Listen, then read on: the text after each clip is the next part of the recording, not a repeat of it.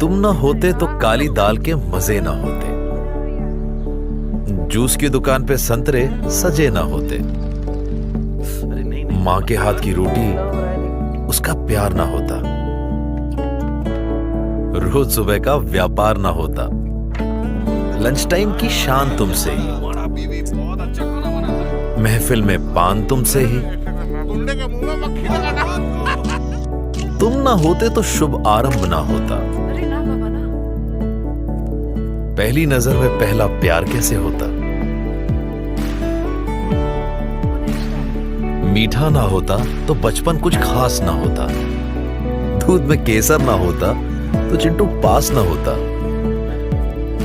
तुम ना होते तो त्योहार सूखे रह जाते, बाकी तो छोड़ो, शायद भगवान भी भूखे रह जाते। किसान, तुम ना होते तो कसम से हम ना होते, तुम्हारा ही दिया है हर निवाला, हर मुस्कान, कितना भी कहें कम है। थैंक यू किसान। आप खाओ पियो ऐश करो, हम यहाँ खेतों में है ना। Kochas farmer producer company limited. किसान के हित में, देश के हित में। मेरे प्यारे किसान भाइयों, नमस्कार। मेरा परिचय Ashok Kumar, Kochas farmer producer company के अध्यक्ष।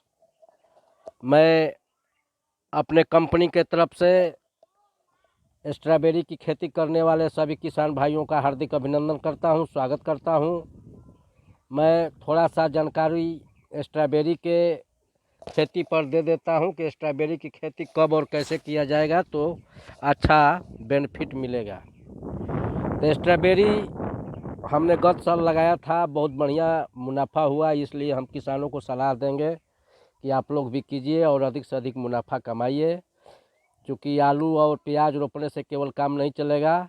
आलू प्याज उसी खेत में, जिस खेत में आप आलू रोपते हैं उसी खेत में वैसा ही भूमि होना चाहिए। हमारे यहाँ, हमारे रोहतास जिला के इलाके में तो स्ट्रॉबेरी लग सकता है, क्योंकि इस खेत में पानी नहीं लगना चाहिए, ऊंची ज़मीन होना चाहिए। और इसकी रोपाई सितंबर में शुरू होगी, लास्ट वीक में, और अब पूरा अक्टूबर महीने तक चलेगी। चलिए क्रमशः हम बताते हैं।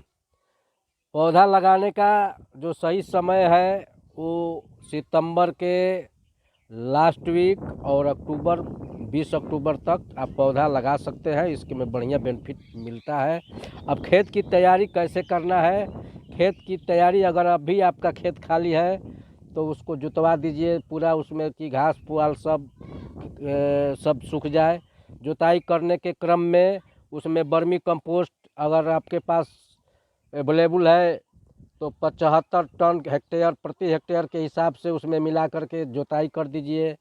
वर्मी कंपोस्ट डाल दीजिए 3 किलो प्रति कट्ठा के हिसाब से डीएपी और 1 किलो पोटास उसमें जुताई के समय ही डाल दीजिए।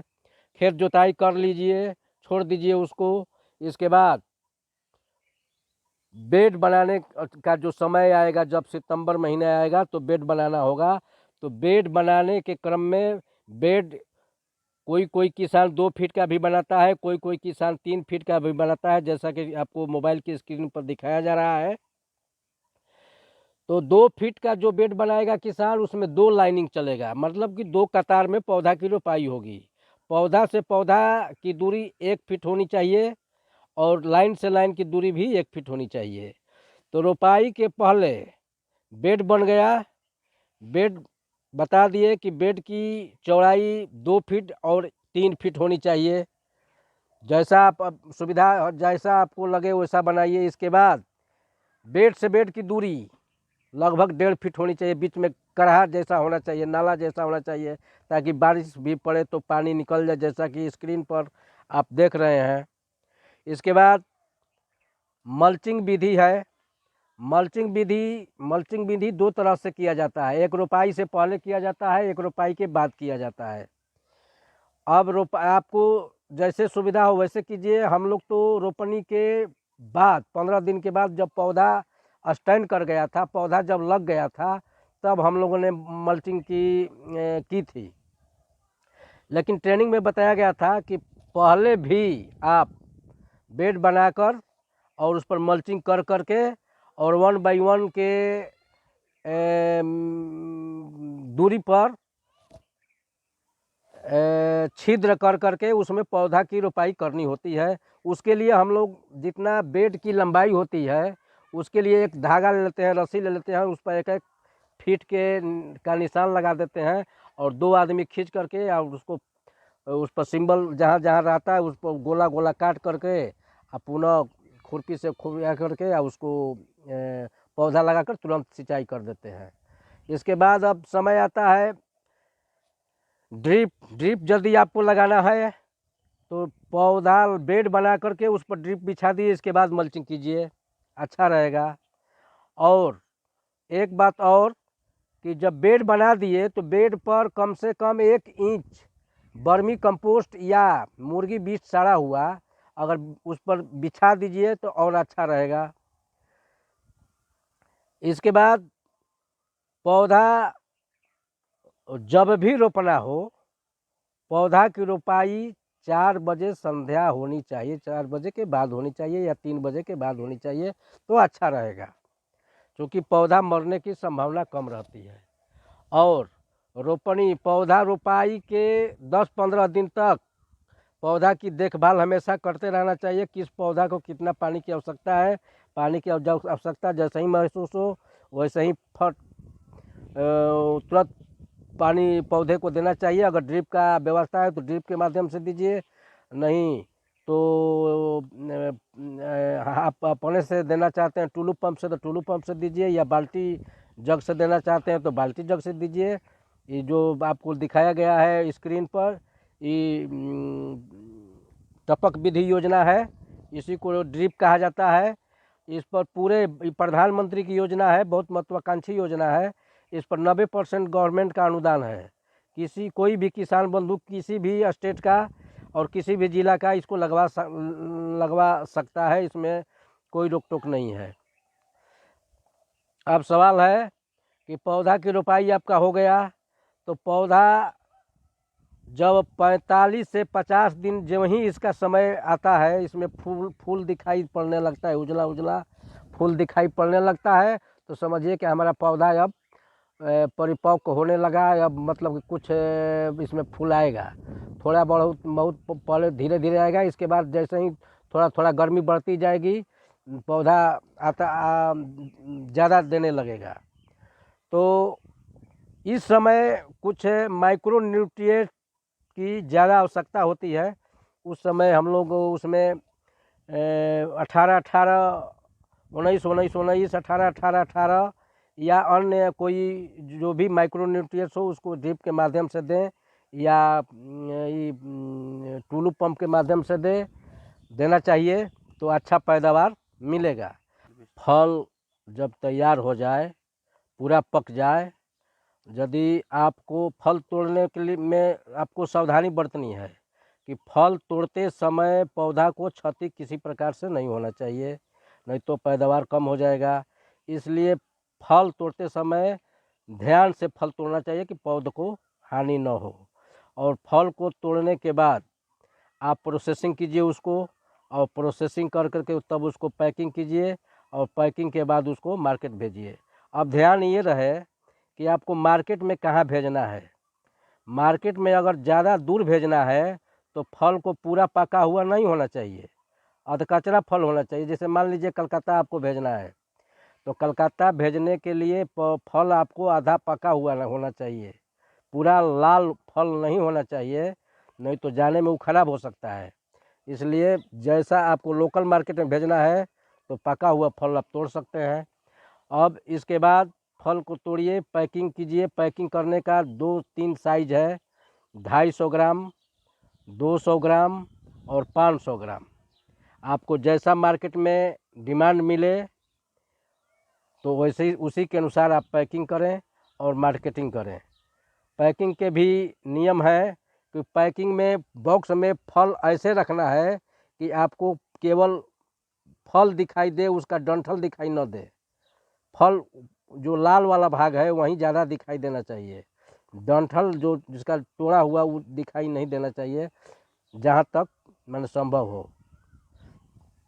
इसके बाद इससे क्या क्या बनाया जाता है, इससे केक बनाया जाता है, बिस्किट बनाया जाता है, जैम बनाया जाता है, साबुन में भी इसका प्रयोग किया जाता है, क्रीम में भी इसका प्रयोग किया जाता है, आइसक्रीम में भी प्रयोग किया जाता है, इसके में दवा में भी इसका प्रयोग किया जाता है, लिप बाम भी बनता है इससे, जूस भी बनता है, चॉकलेट भी बनता है और बहुत न्यूट्रिशियन इससे बनता है।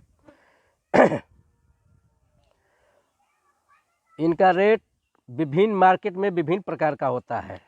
होलसेलर मार्केट बहुत बड़ा जो बाज़ार है, कलकत्ता है, गया है, रांची है, वहाँ पर मार्केट शुरू के पीरियड में यानी फरवरी मार्च में दिसंबर में मार्केट वहाँ पर 400 केजी तक रुपये रहता है। कलकत्ता के मार्केट बता रहे हैं आप लोगों को।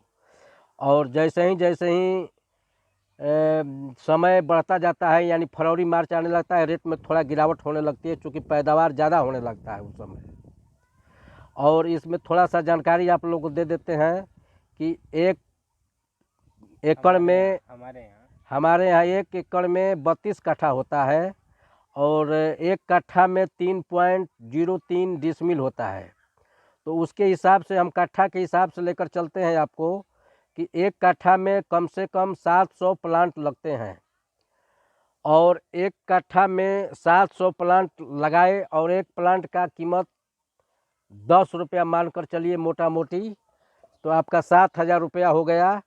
और आपको बताया गया कि 3 केजी कट्ठा में डीएपी देना है। 3 केजी डीएपी का मतलब कि कितना हो गया, 40 या 20 से 120 रुपये का डीएपी रख लीजिए।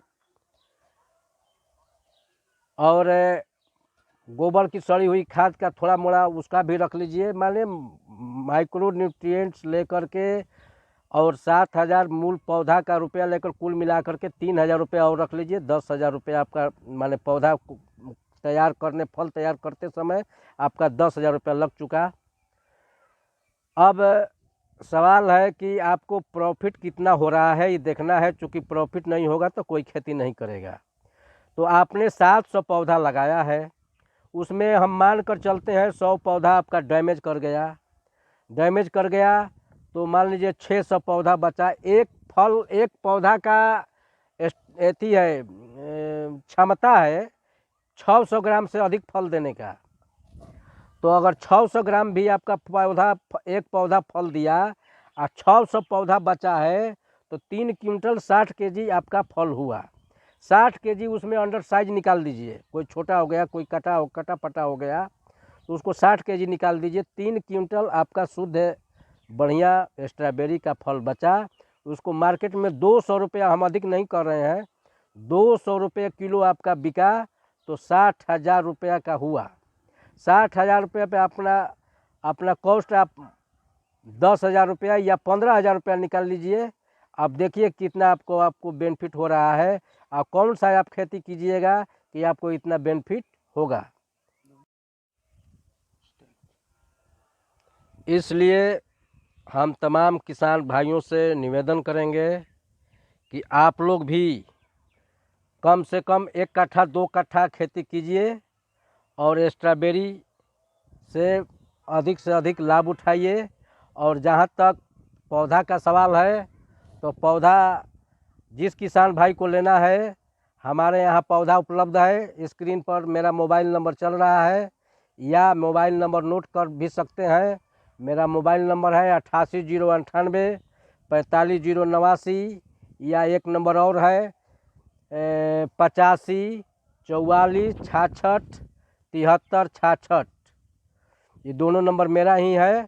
आप कभी भी किसी भी समय आप कांटेक्ट कर सकते हैं और मुझसे बात करके पौधा बुकिंग करा सकते हैं।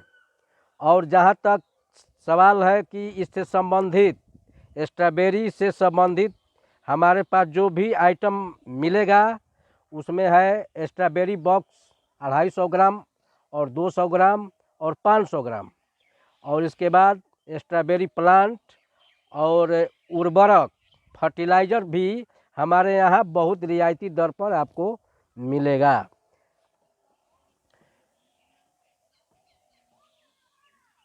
इसी आशा और विश्वास के साथ मैं पुनः आप लोगों का एक बार अभिनंदन करते हुए धन्यवाद ज्ञापन करता हूँ। आप लोगों ने अगर इस ट्रेनिंग को अच्छे प्रकार से सुना होगा, एक कॉपी पेन पे अच्छे प्रकार से इस चीज़ को सुना, समझा तथा लिखा होगा, तो आपको समझ में आ गई होगी कि स्ट्रॉबेरी की खेती कैसे और किस प्रकार से करनी चाहिए।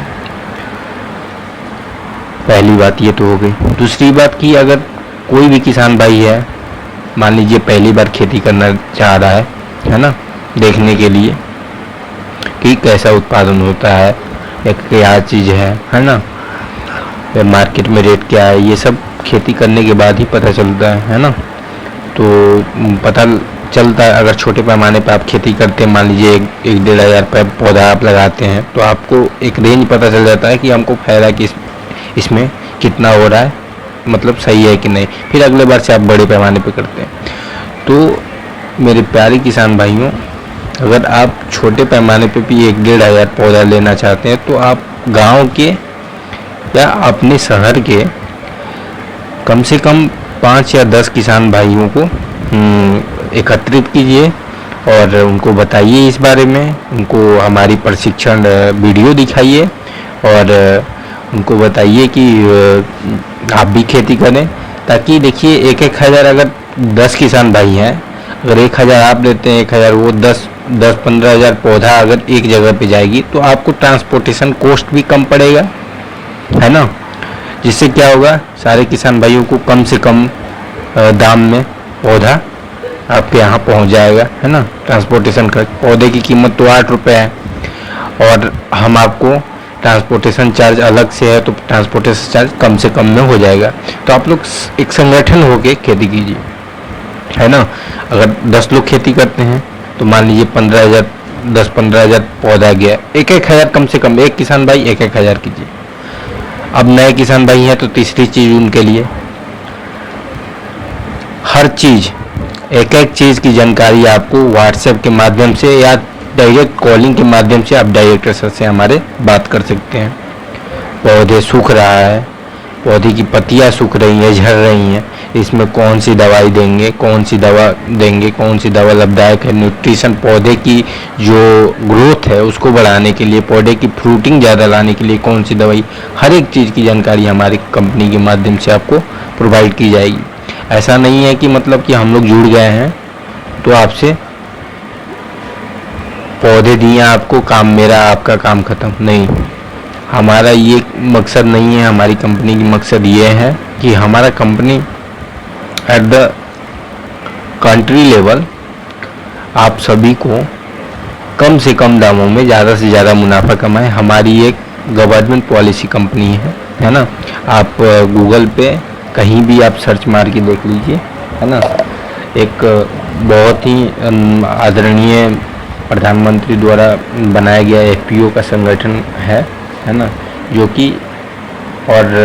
कि अच्छे पैमाने पे, बड़े लेवल पे चल रही है।